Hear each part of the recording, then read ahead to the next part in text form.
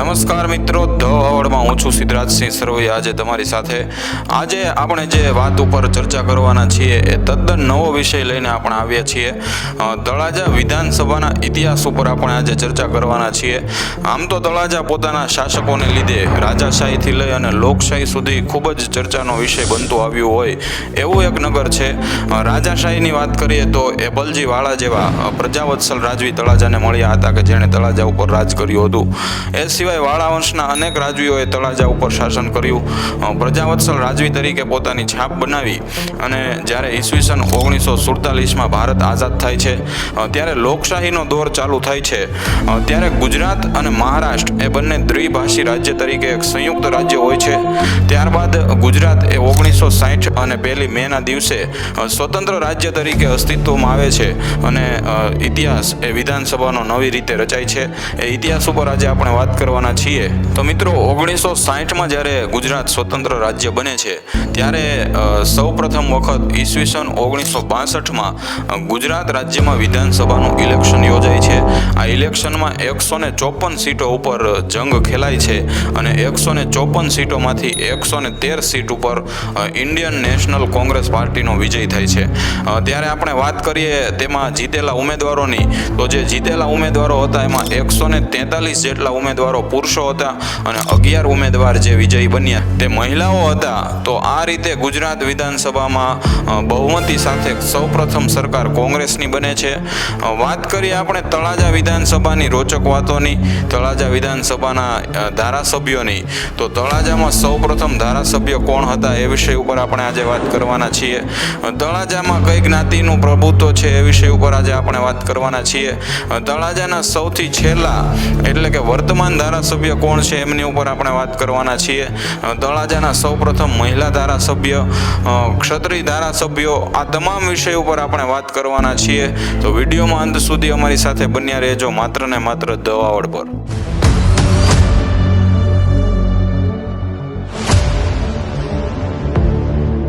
તળાજા વિધાનસભાનો ઇતિહાસ ખૂબ જ રસપ્રદ રહ્યો છે.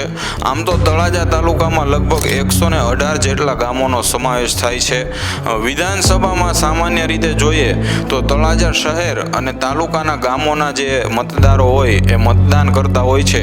પણ તળાજા વિધાનસભામાં એક એવું પણ ગામ છે કે જે ગામ તળાજા તાલુકાનું ન હોવા છતાં ત્યાંના લોકો, ત્યાંના મતદારો એ તળાજા વિધાનસભામાં મતદાન કરે છે. એ ગામ છે ઘોઘા તાલુકાનું લાકડિયા ગામ. જી આ મિત્રો, આ લાકડિયા ગામના જે મતદારો છે એ તળાજા વિધાનસભામાં મતદાન કરતા હોય છે. તો વિધાનસભાના ઇતિહાસ માટે આ એક રોચક મુદ્દો કહી શકાય કે એનો તાલુકો ઘોઘા છે, તેમ છતાં તેઓનું મતદાન એ તળાજા વિધાનસભામાં થતું હોય છે. વિધાનસભાના નામ મુજબ તળાજા વિધાનસભાને 100 એટલે કે 100 એવું નામ આપવામાં આવ્યું છે. તળાજા વિધાનસભાના જ્ઞાતિ પ્રભુત્વની વાત કરીએ તો કોળી સમાજનું પ્રભુત્વ એ તળાજા વિધાનસભાની બેઠકમાં જોવા મળતું હોય છે. આમ તો ભારતીય જનતા પાર્ટીનો ગઢ એ તળાજા વિધાનસભાને માનવામાં આવે છે, પરંતુ ક્યારે ક્યારે બિન ભાજપ પક્ષોનું અહીં શાસન રહ્યું. સૌપ્રથમ ભાજપના વિજેતા ઉમેદવાર કોણ હતા એ વિષય ઉપર પણ આજે આપણે વાત કરશું. તળાજામાં મિત્રો, જેમ આપણે વાત કરી કે કોળી સમાજનું પ્રભુત્વ છે, એવી રીતે કઈ અટકના લોકો સૌથી વધારે સંખ્યામાં રહે છે એ વિષય ઉપર વાત કરીએ તો તળાજામાં બારૈયા અટકના લોકો સૌથી વધારે સંખ્યામાં વસવાટ કરે છે. બારૈયા અટકના લોકોની વસ્તી તળાજામાં સૌથી વધારે છે. અટકના ગણિત પ્રમાણે બીજા ક્રમે આવે છે મકવાણા અટકના લોકો. મકવાણા અટકના લોકોની સંખ્યા તળાજામાં બીજા ક્રમે છે અને ત્રીજા ક્રમ ઉપર આવે છે ગોહિલ સરનેમના લોકો. જી આ મિત્રો, આ ગોહિલ સરનેમના લોકો તળાજામાં સંખ્યા સૌથી વધુ ધરાવતા હોય એના ત્રીજા ક્રમ ઉપર આવે છે. તો આ ટોપ 3 અટકની આપણે વાત કરી, બારૈયા, મકવાણા અને ગોહિલ. મિત્રો, જ્યારે ઈસવીસન 1962માં સૌ પ્રથમ ઇલેક્શન તળાજા વિધાનસભામાં યોજાય છે ત્યારે આપણી તળાજાની બેઠકને તળાજા ડાઠા એવું સંયુક્ત નામ આપવામાં આવ્યું હતું. તળાજા અને ડાઠાની સંયુક્ત વિધાનસભા આને ગણવામાં આવતી હતી. ત્યારબાદ તળાજા 100 એટલે કે તળાજા 100 એવી બેઠકનું નામ આપવામાં આવે છે. તો મિત્રો, જેમ આપણે તળાજા વિધાનસભાના ઇલેક્શનની અત્યારે વાત કરી રહ્યા છીએ તો ઈસવીસન 1962માં સૌપ્રથમ MLA સૌપ્રથમ ધારાસભ્ય ચૂંટાઈ અને આવે છે. તળાજાના સૌપ્રથમ ધારાસભ્ય હતા, એમનું નામ જાણી અને કદાચ તમને આશ્ચર્ય પણ લાગશે. ભાવનગરના મહારાજા કૃષ્ણકુમારસિંહજી ગોહિલ અને એમના નાના પુત્ર યુવરાજ એવા શિવભદ્રસિંહજી ગોહિલ તળાજામાં સૌપ્રથમ ધારાસભ્ય તરીકે ચૂંટાઈ અને આવ્યા હતા. જી આ મિત્રો, શિવભદ્રસિંહજી તળાજામાં ધારાસભ્ય તરીકે અપક્ષ ચૂંટાઈ અને આવ્યા હતા. તેઓએ સતત 2 ટર્મ સુધી તળાજામાં ધારાસભ્ય તરીકે સેવા આપી હતી. ઈસવીસન 1962થી લઈ અને ઈસવીસન 1972 સુધી શિવભદ્રસિંહ ગોહિલ તળાજામાં ધારાસભ્ય તરીકે સેવા આપે છે. આપણે એ સમયના ફોટાઓ પણ અત્યારે જોવા મળતા હશે કે જેમાં બજરંગદાસ બાપા સાથે તળાજાના એ સમયના સૌપ્રથમ ધારાસભ્ય એવા શિવભદ્રસિંહ ગોહિલ દ્રશ્યમાન થાય છે. ત્યારબાદ આપણે વાત કરીએ ઈસવીસન 1972ના ઇલેક્શનની, તો આ ઇલેક્શનમાં મહાસુખભાઈ નામના વ્યક્તિ ઇન્ડિયન નેશનલ કોંગ્રેસ પાર્ટીમાંથી 18,307 મતો સાથે વિજયી બને છે. તેમના પ્રતિસ્પર્ધી ઉમેદવારની વાત કરીએ તો તેઓ NCO નામની પાર્ટીમાંથી આવતા હતા, જેનું નામ જોરસિંહ નારસિંહ ગોહેલ હતું. તેઓ 8,406 મતો મેળવવામાં સફળ થાય છે. મિત્રો, અત્યારે હું આપને જણાવી દઉં કે આપણે જ્યારે ઉમેદવારોની વાત કરીએ ત્યારે આપણે વિજયી ઉમેદવાર અને રનરઅપ ઉમેદવારની વાત કરીશું. એ સિવાય ઘણા બધા ઉમેદવારો હોય છે, અપક્ષમાંથી પણ હોય છે, પરંતુ આપણે ટોપ 2માં જે ઉમેદવારો હશે એમની અત્યારે ચર્ચા કરીશું. ત્યારે ઈસવીસન 1975માં તળાજા વિધાનસભામાં ફરીથી ઇન્ડિયન નેશનલ કોંગ્રેસનો વિજય થાય છે, જેમાં ગોહિલ ગીગાભાઈ ભાવુભાઈ નામના વ્યક્તિ ધારાસભ્ય તરીકે ચૂંટાઈ અને આવે છે. 20,218 મતો મેળવવામાં તેઓ સફળ થાય છે. તેમના પ્રતિસ્પર્ધી ઉમેદવારની વાત કરીએ તો BJS એટલે ભારતીય જનસંઘની તળાજામાં ત્યારે એમ કહેવાય કે શરૂઆત હતી. ત્યારે રનરઅપ ઉમેદવાર તરીકે સરવૈયા પૃથ્વીસિંહજી વિજયસિંહજી કે જેઓ વાલરના વતની હતા, પોલુભા જીજી તરીકે પ્રખ્યાત હતા, તેઓ 9,920 મતો મેળવવામાં સફળ થાય છે. પરંતુ 75ના ધારાસભ્ય તરીકે ગોહિલ ગીગાભાઈનો વિજય થાય છે.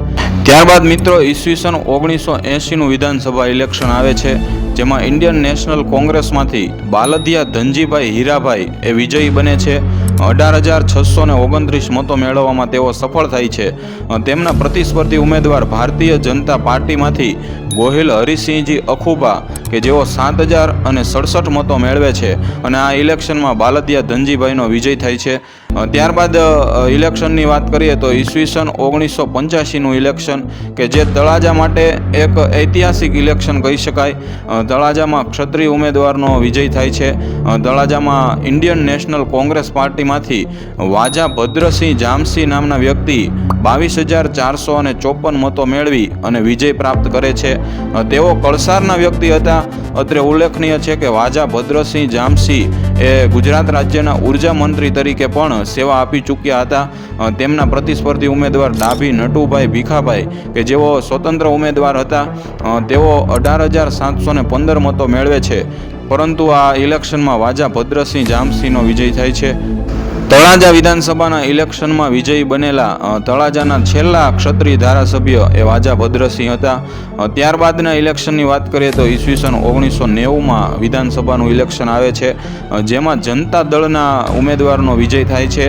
જનતા દળમાંથી નટુભાઈ ભીખાભાઈ ડાભી 27,414 મતો મેળવવામાં સફળ થાય છે, જ્યારે તેમના પ્રતિસ્પર્ધી ઉમેદવાર એ વાજા ભદ્રસિંહ જામસિંહ કે જેઓ ઇન્ડિયન નેશનલ કોંગ્રેસમાંથી આવતા હતા, તેઓ 16,916 મતો મેળવે છે અને આ ઇલેક્શનમાં નટુભાઈ ભીખાભાઈ ડાભી એ જનતા દળ પાર્ટીનું એમ કહી શકાય કે તળાજામાં આગમન કરાવે છે. ત્યારબાદનું ઇલેક્શન પણ ખૂબ જ રોચક અને રસપ્રદ હોય છે, કારણ કે આ ઇલેક્શનથી ભારતીય જનતા પાર્ટીનો ગઢ એ તળાજા વિધાનસભા બન્યું હતું. તો ઈસવીસન 1995નું ઇલેક્શન કે જેમાં શિવાભાઈ જયરામભાઈ ગોહિલ ભારતીય જનતા પાર્ટીમાંથી જંગી બહુમતીથી વિજયી બને છે. 30,006 મતો મેળવવામાં તેઓ સફળ થાય છે. તેમના પ્રતિસ્પર્ધી ઇન્ડિયન નેશનલ કોંગ્રેસના ધનજીભાઈ હીરાભાઈ બાલદિયા કે જેઓ 17,099 મતો મેળવવામાં સફળ થાય છે, પરંતુ શિવાભાઈ ગોહિલનો આ ઇલેક્શનમાં ભવ્ય વિજય થાય છે અને ત્યારથી લઈ અને 2022 સુધી તળાજા એ ભારતીય જનતા પાર્ટીનો ગઢ બની અને આજે પણ તળાજામાં ભારતીય જનતા પાર્ટીનું શાસન આપણે જોઈ શકીએ છીએ. તો ત્યારબાદ શિવાભાઈ ગોહિલનું ઈસવીસન 1998નું જે ઇલેક્શન આવે છે તે તેમાં પણ શિવાભાઈ ગોહિલનો ભવ્ય વિજય થાય છે। ત્યારે ભારતીય જનતા પાર્ટીમાંથી શિવાભાઈ જેરામભાઈ ગોહિલ કે જેઓ 29,863 મતો મેળવવામાં સફળ થાય છે। પ્રતિસ્પર્ધી ઇન્ડિયન નેશનલ કોંગ્રેસના ગોહિલ ચંદુભાઈ ગીગાભાઈ કે જેઓ 10,750 મતો મેળવે છે। આ રીતે બીજી વખત સતત શિવાભાઈ ગોહિલ ધારાસભ્ય તરીકે ચૂંટાઈ અને આવે છે। ત્યારબાદ વાત કરીએ 2002ના એસેમ્બલી ઇલેક્શનની, તો 2002ના ઇલેક્શનમાં ત્રીજી વખત સતત શિવાભાઈ ગોહિલનો વિજય થાય છે। તેઓ ત્રીજી વખત ભારતીય જનતા પાર્ટીમાંથી 27,843 મતો મેળવવામાં સફળ થાય છે। આ વખતે તેમના પ્રતિસ્પર્ધી ઇન્ડિયન નેશનલ કોંગ્રેસના શિયાળ માવજીભાઈ પોલાભાઈ કે જેઓ 20,503 મતો મેળવે છે। તો આ રીતે સતત ત્રીજી વખત શિવાભાઈ ગોહિલનો વિજય થાય છે। ત્યારબાદ આપણે વાત કરીએ તળાજા વિધાનસભામાં એક ઇતિહાસ રચાય છે। સૌપ્રથમ મહિલા ધારાસભ્ય તળાજાને મળે છે। મહિલા ધારાસભ્ય તરીકે ભારતીય જનતા પાર્ટીના મકવાણા ભાવનાબેન રાઘવજીભાઈ કે જેઓ 53,987 મતો મેળવવામાં સફળ થાય છે। તેમના પ્રતિસ્પર્ધી ઉમેદવાર એટલે ઇન્ડિયન નેશનલ કોંગ્રેસના ઝવેરભાઈ ધરમસિંહભાઈ ભાલિયા કે જેઓ 25,862 મતો મેળવે છે। તો મિત્રો 2007નું જે ઇલેક્શન હતું એ તળાજા વિધાનસભા માટે એક નવો વળાંક લાવે છે। ભારતીય જનતા પાર્ટીના એક મહિલા ઉમેદવાર કે જેઓ જંગી બહુમતીથી વિજયી બને છે અને તળાજાને પોતાના સૌપ્રથમ મહિલા ધારાસભ્ય એ ભાવનાબેનના સ્વરૂપમાં મળી આવે છે। તો મિત્રો 2012નું જે ઇલેક્શન હોય છે એમાં તળાજાના દ્વિતીય મહિલા ધારાસભ્ય તળાજાને મળે છે, જેમાં ભારતીબેન ધીરુભાઈ શિયાળ કે જેઓ ભારતીય જનતા પાર્ટીમાંથી આવે છે। તેઓ રેકોર્ડ બ્રેક વિજય સાથે તળાજામાં ધારાસભ્ય તરીકે ચૂંટાઈ અને આવે છે। તેઓ 66,357 મતો મેળવવામાં સફળ થાય છે। ત્યારે તેમના પ્રતિસ્પર્ધી ઉમેદવાર કે જેમનું નામ સંજયસિંહ અજીતસિંહ સરવૈયા હોય છે, તેઓ ઇન્ડિયન નેશનલ કોંગ્રેસ પાર્ટીમાંથી આવે છે। 33,513 મતો મેળવવામાં એ સંજયસિંહ સફળ થાય છે, પરંતુ આ ઇલેક્શનમાં ભારતીબેન શિયાળનો વિજય થાય છે। ત્યારે મિત્રો આપને એ પણ જણાવી દઈએ કે જે ભારતીબેન શિયાળ છે એ આજે કેન્દ્ર લેવલના ભારતીય જનતા પાર્ટીના ખૂબ જ શીર્ષ નેતૃત્વના નેતા બની ગયા છે। તો તેમના મૂળ પણ ક્યાંક ને ક્યાંક તળાજામાંથી નીકળતા હોય, તેમનો રાજકીય ઇતિહાસ એ તળાજાથી શરૂ થયો હોય એ તળાજા માટે પણ એક ગૌરવની વાત કહી શકાય। ત્યારબાદ 2014નું નિર્ણાયક ઇલેક્શન એ લોકસભાનું આવે છે।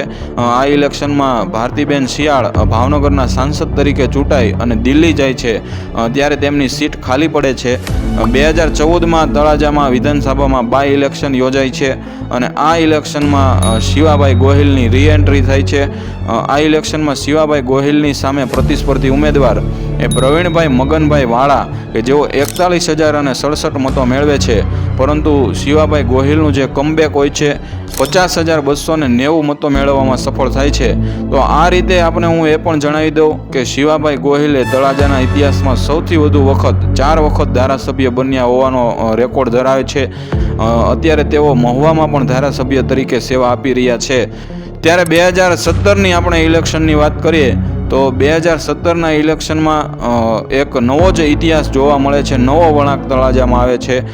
કોળી જ્ઞાતિ સિવાયના ઉમેદવાર તળાજામાં વિજયી થઈને આવે છે।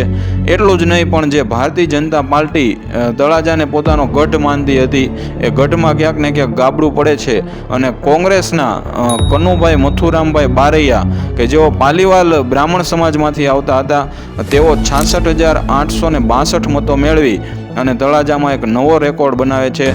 તળાજા વિધાનસભાના ઇતિહાસને એક નવો વળાંક આપે છે।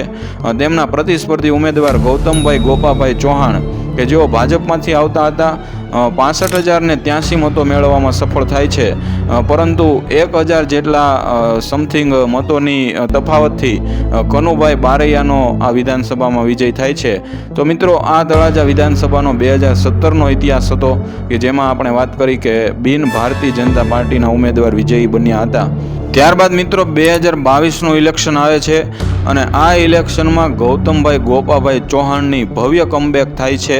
એમ કહી શકાય કે તળાજાના ઇતિહાસમાં સૌથી વધારે મતો મેળવનારા ધારાસભ્ય હોય તો એ ભારતીય જનતા પાર્ટીના ગૌતમભાઈ ગોપાભાઈ ચૌહાણ 2022ના ઇલેક્શનમાં 90,255 જેટલા મતો મેળવવામાં તે સફળ થાય છે।